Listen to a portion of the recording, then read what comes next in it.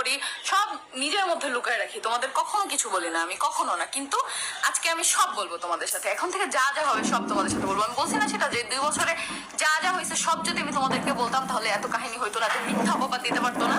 আজকে সব তোমাদেরকে বলবো। আপু কেমন আছো? আপু ভালো ছিলাম, এখন মাথাটা অনেক গরম, অনেক গরম। মাথা শুধু গরম না, কি করব না করব কিছু জানি না, বা কি বলবো আজকে লাইভে আমি জানি না, বাট আমি জাস্ট যেটা আমি পাইছি সেটা তোমাদের সাথে শেয়ার করব।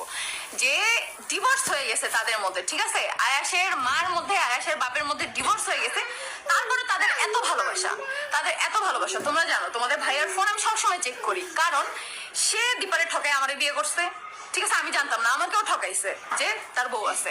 তারপরে সে আখিরে আনছে, তারপরে সে আরো একটা মেরে আনতে চাইছে, তো তাকে আমি চেক করবো না? কারে চেক করবো ভাই? সে তো এত ভালো না। চেক করছি তো এই 3-4 দিন ধরে, জানো যে ফাইম ভাইয়ের বিয়ে নিয়ে আমি ব্যস্ত, ওর ফোন ধরারই টাইম পাইনি। আর ওর ফোন, আমার ফোন ম্যাক্সিমাম টাইম ইরফানের কাছে, রাজের কাছে ছিল ভিডিও করার জন্য, আমি চেকই করতে পারিনি। আজকে লিফটে কেন জানি আমি হোয়াটসঅ্যাপে ঢুকছি, আমি জানি না, হয়তো ওর ফোন থেকে কোনো ভিডিও আমার ফোনে নেওয়ার জন্যই আমি ঢুকছিলাম একটা ছবি নেওয়ার জন্য। তখন ঢুকে দেখি তার আয়াসের মায়ের সাথে কত পীড়িতের সম্পর্ক, হ্যাঁ কত পীড়িতের সম্পর্ক আয়াসের মার সাথে। আয়াসের মা আবার কান্না করে করে তার ভিডিও পাঠায় যে আমি তোমার জন্য কত কষ্টে আছি, দেখো আমি কান্না করি। এত যদি ভালোবাসা তোমাদের মধ্যে থাকে, তোমাদের তোকে মিলে যেতে না করে নাই, আমি একবারও বলছি মিলে যাও না। আমার সংসারে কেন অশান্তি সৃষ্টি করতেছো? তোমাদের যদি এত ভালোবাসা থাকে, আমি তো বারবারই বলছি আয়াসের জন্য হইলে মিলে যাও।